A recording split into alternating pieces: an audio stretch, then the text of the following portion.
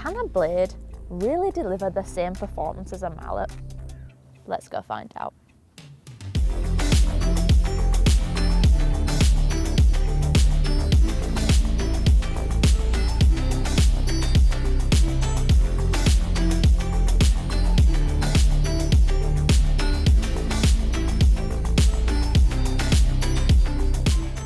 So today we're testing out the new Odyssey Tri-Hot 5K putters. Now there are 5 different models in this range and I've actually got 3 of them to try out today. Now the whole big technology about this is having increased MOI, in fact over 5,000, hence the 5K in the name. And that's going to help increase consistency and make this kind of perform more like a mallet than a blade. And to do this, Odyssey have invested a serious amount of technology. There is over 120 grams of tungsten in the front and the heel and the toe sections of these putters to make them really stable and also to get that CG forward and give you really good roll properties. So let's go test them out and see how they feel and how they perform. Now I'm going to start with the triple wide. This is probably the biggest model in this range because this is all about blade putters, so we don't really see mallets in this at all. Now this is a double bend, which is typically what I like to use, but it's quite interesting that we've got different models with all different types of hosels, which is really going to help people out with different stroke types and different amounts of face rotation. It's really interesting because when you think of a blade putter, you think of something that's really small, but this actually has quite a big profile. I do like the way it sits. It is very square, which is probably not what I'm used to, but overall the shaping's really nice. We do have a pretty clear alignment visual here, but it doesn't come all the way to the front of the putter.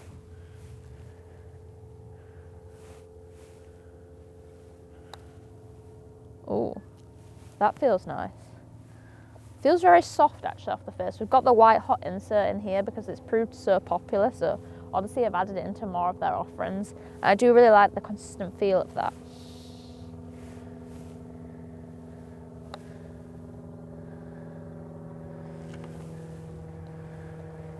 I mean, I wouldn't really call this a blade as such because it is a fairly large profile, which kind of explains why it doesn't feel like a blade performance at all. It feels really stable and really well controlled.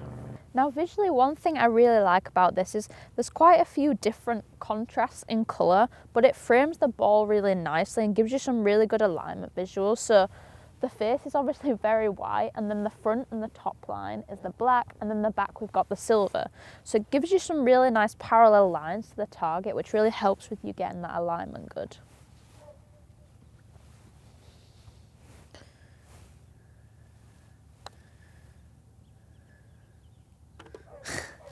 Seems to be working so far.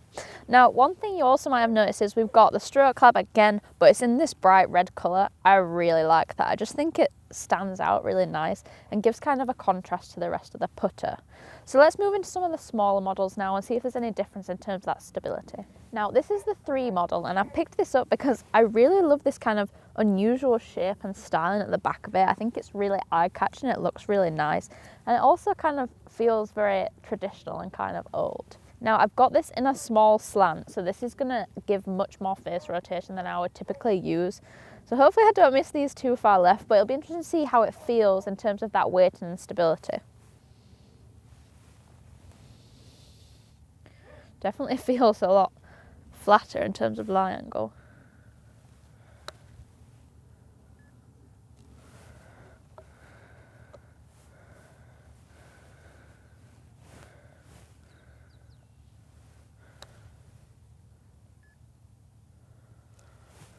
Now I could instantly feel that first one, I didn't strike it as good and it did feel a little bit different, but when you strike it nicely, there is a lot of consistency between the two. I can definitely feel this isn't perfect for my strokes. I'm kind of manipulating it a little bit, but in terms of balance, it feels really nice. You can really feel that there's extra weight in the toe and the heel, so you can feel there's extra stability. It does give you confidence to be able to stroke nicely at it.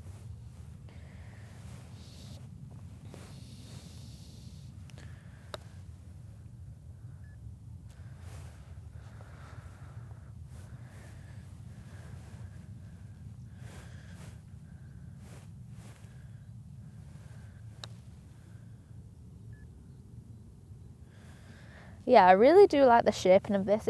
It's quite interesting to note if you're someone who likes a kind of longer putter from heel to toe, this is quite long this way, and also the top line is a lot thinner, and we've got kind of just the two colour contrast, so definitely a lot smaller, more sleeker, definitely more traditional blade style, and it's going to give you more toe hang.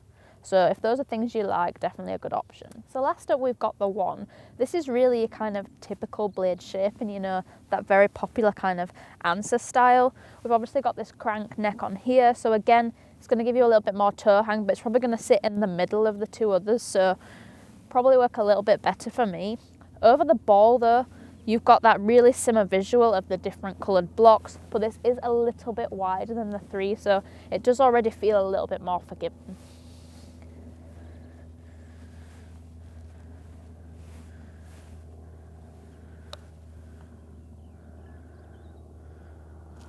Yeah, that actually feels really nice. Feels very stable for a blade. You can feel instantly over the ball, like there's a lot more weight in the toe and the heel. It doesn't have that really light kind of uncontrolled feeling that some blades have.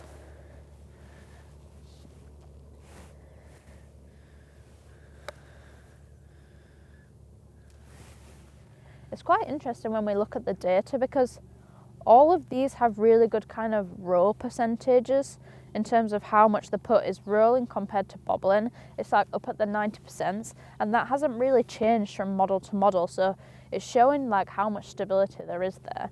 And the stability here is up at the levels that I've seen when I've been testing some of the Odyssey mallets, so it really is showing you just how much tech there is here to make these smaller blades perform like the Odyssey mallets.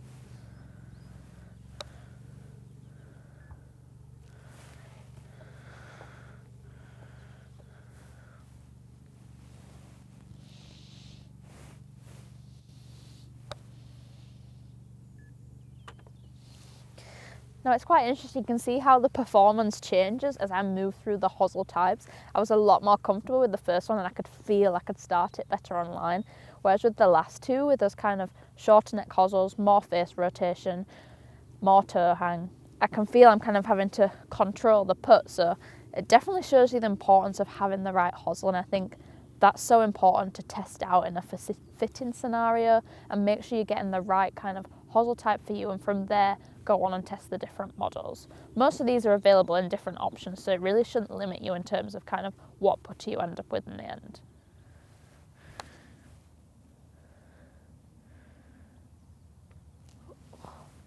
Thumbs up for pace control. Now for these longer putts, I am just going to use this triple wide model because of the neck bend. I can feel with the others I'm kind of manipulating the stroke a bit, so I don't think that would be the best test of kind of roll consistency. I've gone out to about 30 foot here, but these greens are stimping at like 6. We're in the middle of winter, so it's probably performing more like a 40 footer or that kind of thing that you'd see in summer.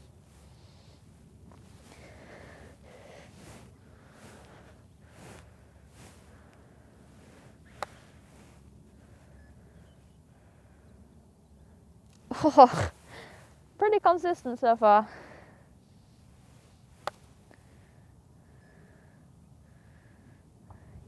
You know, I'm really impressed with the way this is swinging and just the way it feels through the ball. I would never go down to a smaller model like this. I do love my mallet, but this is really kind of changing my mind because it's performing so well. I mean, it is performing like a mallet, but in a smaller blade shaping, which I think is going to be massive for people who just love a blade and can't move to a mallet but need that extra forgiveness.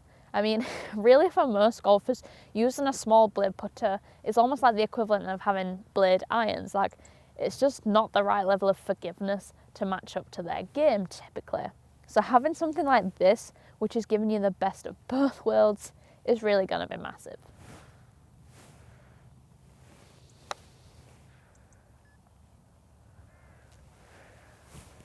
I mean, literally all of these have basically gone exactly the same distance. Again, the roll percentage is just under 90%, so really good in terms of how consistent the roll is. And you can also see, obviously, there's not much in the launch direction, but they've all been pretty consistent on that part too.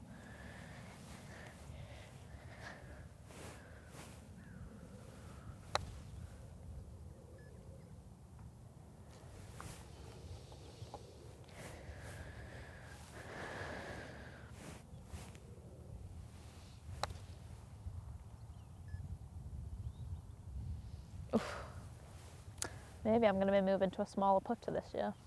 Now it's going to be interesting to see how this performs on this kind of short length hole in output, because I know for me typically I usually like a line that goes all the way to the front of the putter because it helps me line up. Having said that, I think the colour contrasts this way, kind of parallel to the target line, are really quite striking and really helping with that visual, so I think that could balance out the difference there.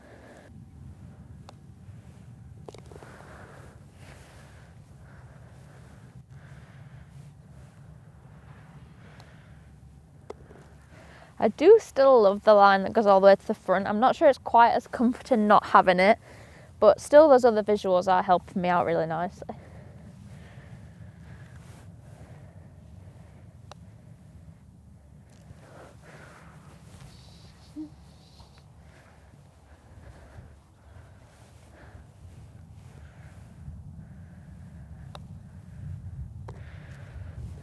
Overall pretty solid. So that definitely wasn't probably what I was expecting. For me, I would never go and pick out a mallet as the kind of putter to test because it's just not really my style, but I think these can probably change your mind on that if you're a fellow mallet lover. Obviously these two smaller models weren't quite the hosel type that I would use, so in terms of launch angle they weren't quite as good as I would like, but then in terms of kind of forgiveness and that off-centre strike and the stability that you could feel over the ball, they were really nice. The triple wide was definitely my favourite, and obviously it is the biggest of these three as well, so in terms of that forgiveness and stability it's going to be able to help you out more. But I found this rolled really nicely. I was really impressed with the distance control on my long putts, and also just how consistent it was throughout my testing on a wide variety of variables. For me, I do love that line that comes all the way to the front of the putter, and we don't have that here, but we do have these different colour options that are giving you really nice parallel visuals, and I think that really helped out in terms of alignment too. Overall, you can really see how the extra tungsten in this, the new weighting, the moving around of the weighting, having more at the front for that lower CG has really helped in terms of performance. I mean, I think these are going to be super popular because people just love that traditional braid, don't they? But everyone wants better performance and wants to play it better. And I think these are going to deliver the best of both those worlds. Right, that's all for today. If you have any questions about any of these new models or any of the new putters in the Odyssey lineup, feel free to drop them in the comments below or drop me a line on Twitter or Instagram. If you're new to the channel, make sure you hit that subscribe button and turn on notifications too. And if you're after more golf content, head over to the National Club Golfer social media channels for more.